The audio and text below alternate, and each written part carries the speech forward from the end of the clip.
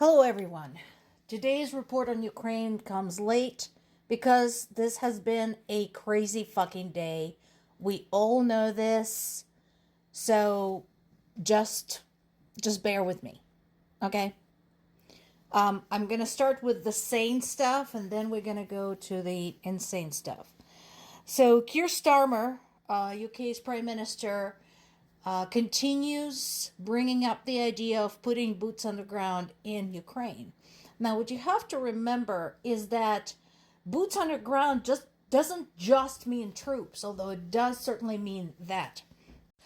When a country sends their troops, their lives to be risked in another country, they damn well sure are going to also send some prime equipment, airplanes, tanks, ammo, whatever weapons are necessary to ensure that those troops come home safe. So that's actually not a bad idea. And again, I understand where they're coming from because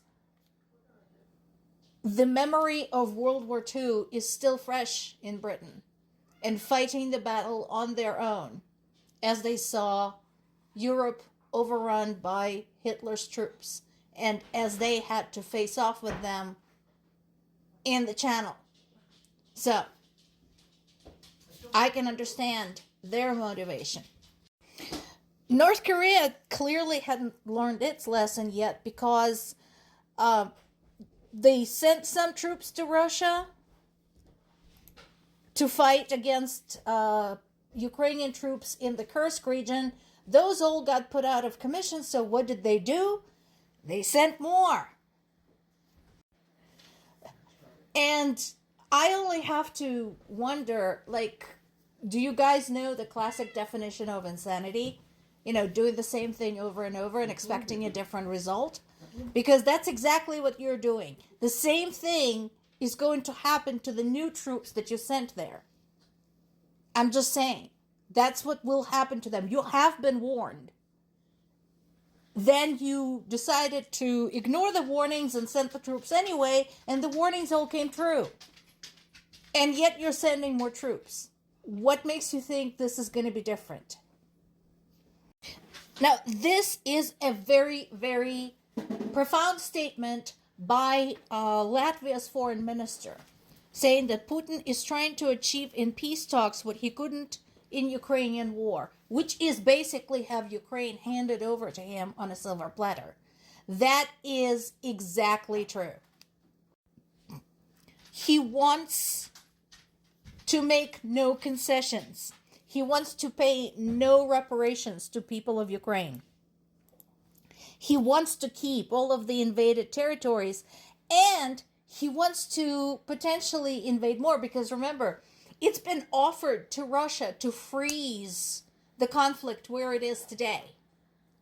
And they refused, which to me clearly indicates they want to continue on invading as much as they can.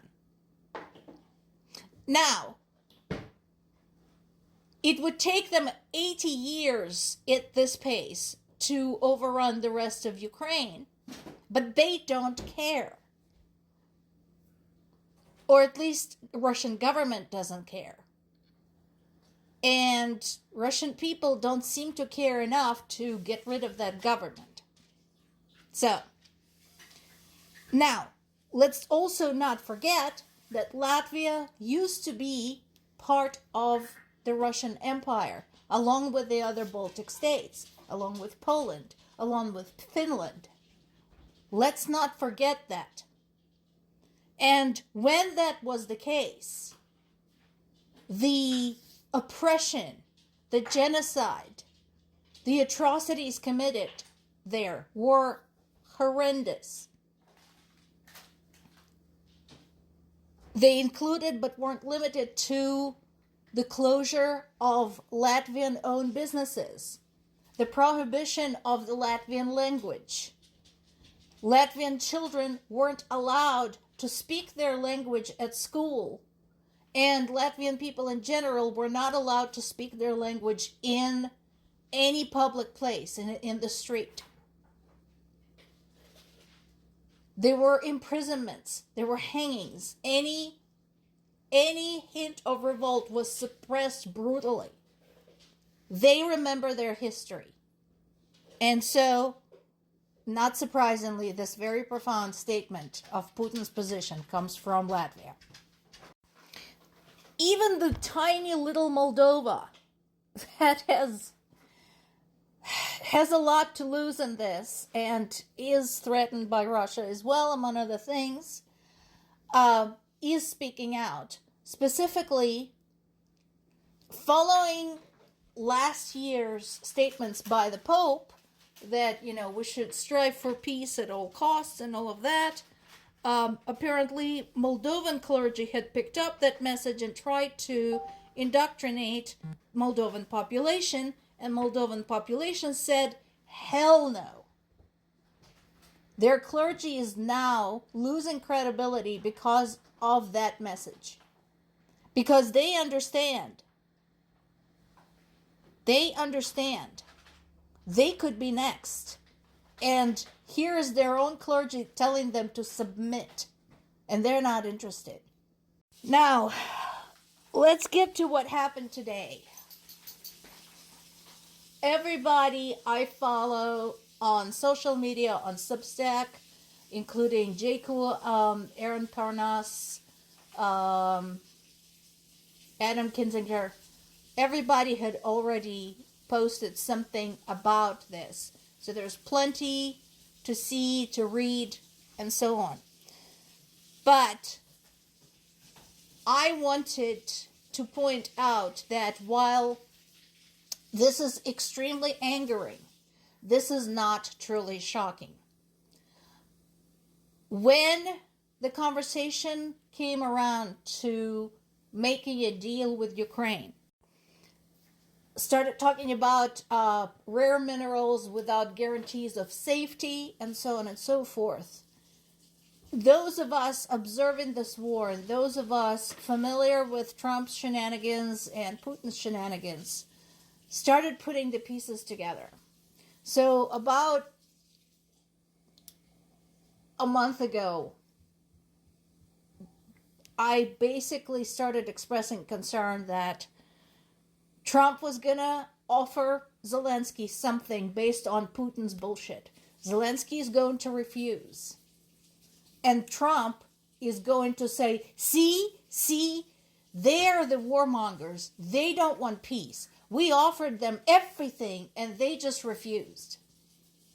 Completely neglecting to mention that the terms would be unacceptable. And that is exactly what happened. Now, those of you who follow these videos know that I am not a huge fan of Zelensky. And I explained many times why. However, I fully acknowledge today he rose above the situation, and he definitely was a hero in that room as Vance and Trump ganged up on him.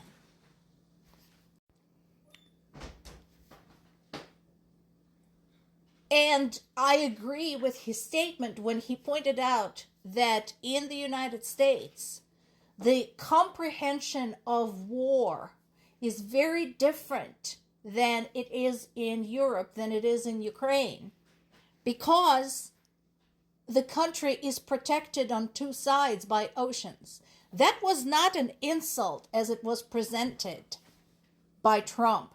That was not a sign of disrespect. That is a fact. And yet, here we are. So, what are the concerns today? One is that Trump will halt all of the aid to Ukraine. Two, that Trump and his infinite stupidity will provide aid to Russia. Both those things will be devastating to Ukraine unless the rest of the world pitches in. These are very dark times. I am worried about my parents, terrified about my parents on a daily basis. Everybody I knew in Ukraine, everybody I grew up with, went to school with, everything. More to come. Slava Ukraini.